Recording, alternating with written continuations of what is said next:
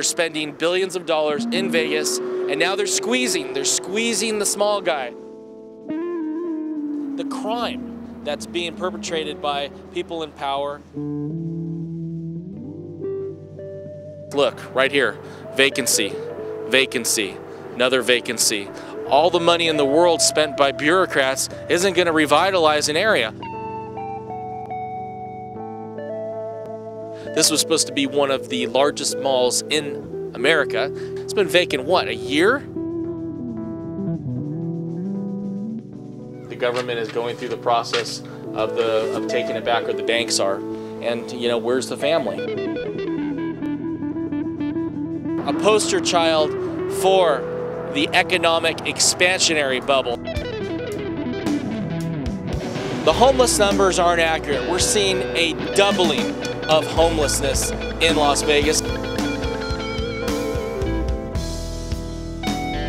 Can you imagine? $4.8 billion for one project. So there you go, America, right in front of you. I mean, in steel and glass.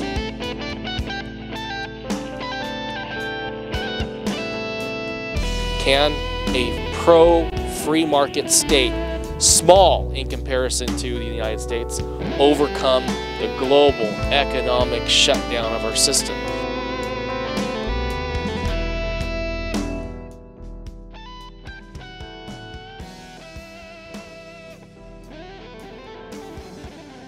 George Furtado, we're here in Las Vegas, Nevada. I got my hijacked mainstream media news crew with me, and we're gonna uncover the story here in Las Vegas. You got gambling here, you got prostitution, anything goes here.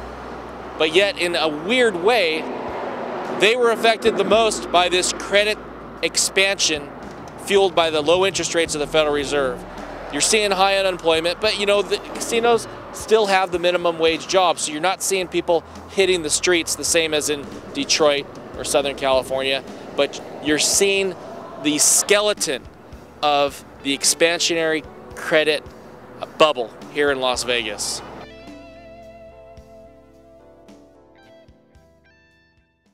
This is the first place we're stopping off. This is a commercial center that was built in Las Vegas. They're all over the place. We're going to see many, many more today.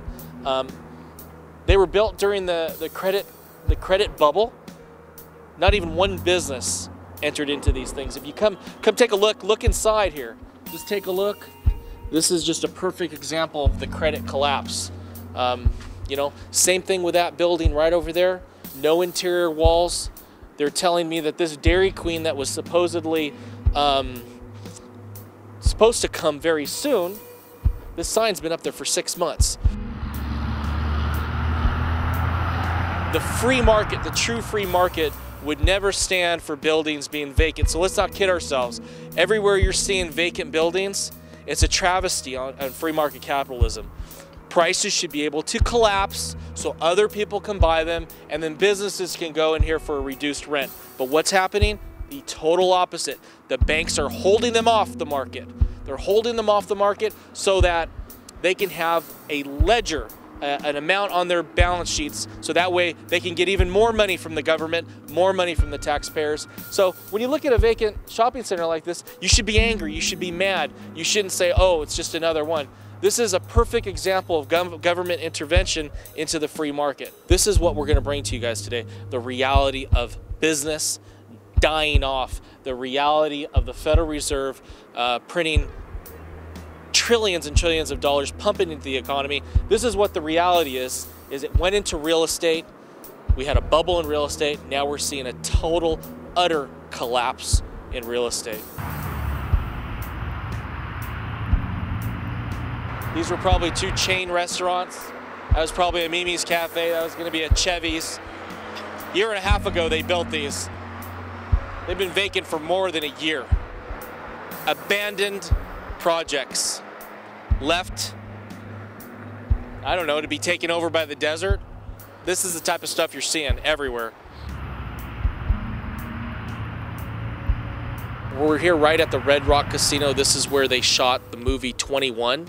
And right across the casino, the street from the casino, is the Summerlin Center. This was supposed to be one of the largest malls in America. As you can see all the way, this property extends all the way to the freeway. They built, you know, who knows, 20% of it already. They put up a steel structure. It's been vacant, what, a year and a half? Nothing, absolutely nothing.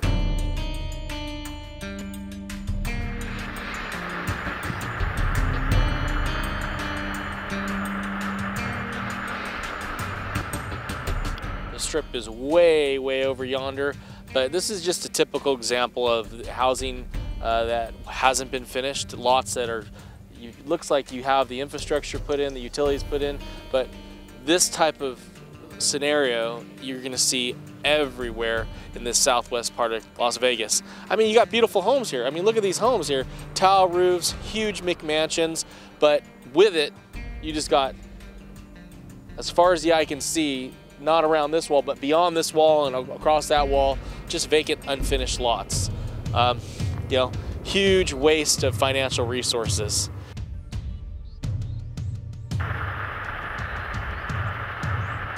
We're in North Las Vegas, where almost every neighborhood, every street has a house for sale or a house that's vacant.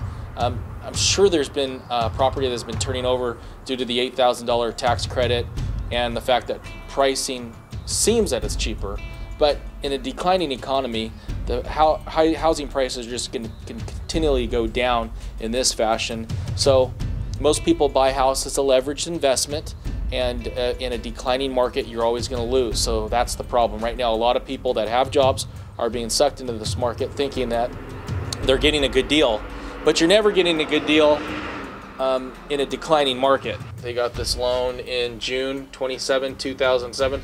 Actually, this looks like it could be the first. Maybe the first is for closing on it. I mean, there's just no way to tell unless you have the full,